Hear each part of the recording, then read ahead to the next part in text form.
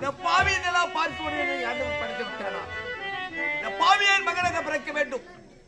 மகனாக பிறந்ததை விட இந்த பாழ்வு மண்ணில் ஒரு பிடி மண்ணாக பிறந்திருக்கலாம். ஆனால் மண்ணாக பிறந்திருக்கலாம். சிவமணி சமரசோ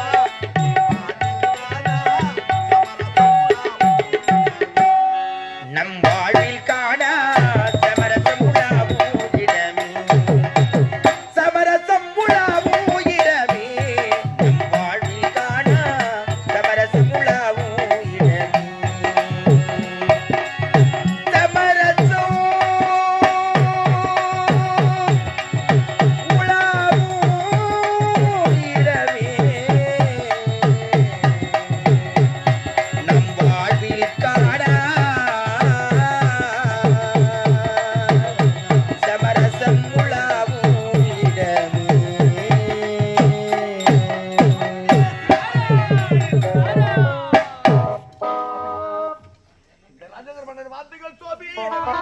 என்றும் நலமுடன் வாழ்க வாழ்க.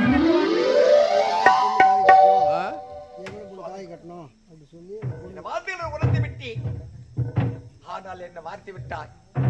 நான் எந்த நிலையில் இருக்கின்றேன்?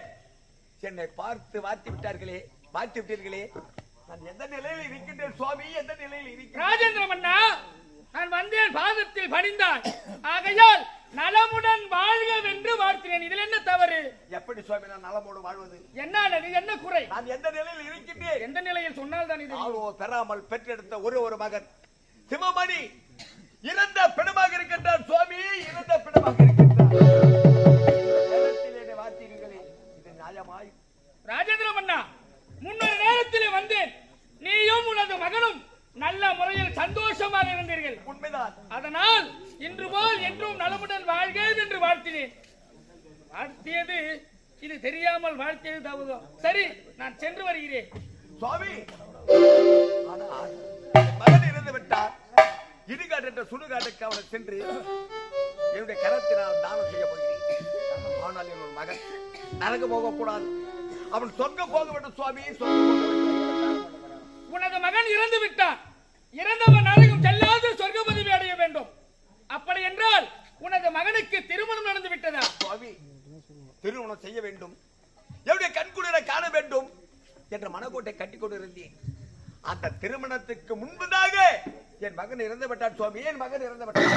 அப்படி என்றால் திருமணம் ஆகவில்லை. சுவாமி. ராஜேந்திர மன்னா, இந்த பாரக பிரபஞ்சத்தில் ஒரு மனிதனாக பிறந்தால் திருமணம் நடந்திருக்க வேண்டும். அப்படி திருமணம் நடக்கவில்லை என்றால், ஆணாக இருந்தாலும் பெண்ணாக இருந்தாலும் திருமணம் ஆகாத முன்பு இறந்து விட்டால் நரகமும் செல்லாது சொர்க்கமும் செல்லாது ஆவியாகவே தெரிந்து கொண்டிருப்பார்கள்.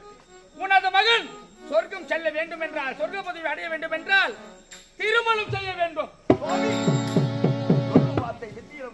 இருக்கிறது. இறந்த பிணத்திற்கு திருமணமா? நல்ல முறையோடு வாழ்வர்களுக்கு பெண் குடும்பத்திற்கு முன்னே பெண்ணை பார்க்கிறார்கள். இறந்த பிணத்திற்கு யார் சுவாமி பெண் கொடுப்பார்கள்? ராஜேந்திர மன்னா, நீ உரைப்பது சரிதான். நலமுடன் இருப்பவருக்கு பெண் தரவே தயங்குகிறார்களே. எனது மகன் இறந்த சடலமாக இருக்கின்றான். யார் இவருக்கு பெண் தர முன்வார்கள் என்று உரைக்கின்றாயே. நான் உரைப்பது போல் நீ செய்தால் உன் மகனுக்கு நிச்சயமாக திருமணம் நடக்கும். எப்படி? என்ன தெரியுமா? எப்படி? இந்த பறந்து விருந்து இருக்கின்ற மதிவதனாபுரி நாடு எல்லாம் யாருக்காக இருந்தது? உனது ஒரே மகனுக்காக தானே. அந்த மகனே இறந்து விட்டான். இருந்த பொழுதிலும் அவன் சொர்க்கம் செல்ல வேண்டும் என்றால், சொர்க்கம் அடைய வேண்டும் என்றால் இந்த நாட்டிலே சரிபாதியும் 10 லட்சம் ரூபாய் ரொக்கமும் தருவதாக இந்த ஊர் முழுக்க, உலகம் முழுக்க, நாடு முழுக்க பறைசாற்றினால் யாராகிலும் ஒருவர் ஏழ்மை குடியில் பிறந்திருக்கும் பெண்ணோ அல்லது பொன்பொருளுக்கு ஆசைப்பட்ட பெண்ணை யாராக முன்வரலாம். அப்படி வந்தால் உன் மகனுக்கு நிச்சயமாக திருமணம் நடக்கும். என்னுடைய ராஜ்யத்தில் பாதி 10 லட்சம் பணம் அப்படி கொடுங்க. ஊர் முழுவதும் தண்டனை போட வேண்டும். அப்படி போட்டால் யாராவது பெண் கொடுக்க வருவாங்க. ஆனால் பணம் வரும். நான் இன்று ஆகலாம், நாளை ஆகலாம், மாதம் 2 ஆகலாம், வருடம் 3 ஆகலாம். இருந்தாலும் இறந்த பெண்ணும் ஒரு நாள் இருந்தால் துர்நாற்றம் வீசுகிறது. இந்த நரக உடல் பெண் கொடுப்பதற்கு எத்தனை நாளாக ஆகுமோ, திருமணம் நடப்பதற்கு எத்தனை நாட்கள் ஆகுமோ, அது வரையும் என் மகன் இந்த துர்நாற்றம் எப்படி? ராஜேந்திர மன்னா, கவலை வேண்டாம். நீங்களே உழைத்தீர்களே திருமணம் ஆக வேண்டும் என்று. திருமணம் ஆகுவதற்கு நாள் 1 ஆகலாம், வாரம் 2 ஆகலாம், மாதம் 3 ஆகலாம், வருடம் 4 ஆகலாம். எத்தனை ஆனாலும் இந்த ஒரு சடலம் ஒரு நாள் இருந்தாலே மறுநாள் துர்மாற்றம் வீசக்கூடியதாக. கவலை வேண்டாம். என் பார்வை எப்பொழுது பட்டதோ அப்பொழுது சந்தனம், ஜவ்வாது, புனகு, கோசுரம் என்று சொல்லக்கூடிய வாசனை திரவங்கள் விளைந்து அந்த வாசமாகவே இருக்குமே தவிர துர்நாற்றம் வீசாது. கவலை கொள்ள வேண்டாம். நான் சொல்லுவதை செய்தால் உன் மகன் சொர்க்க பதவி அடைவார். அப்படி ஆகட்டும் சுவாமி. எங்க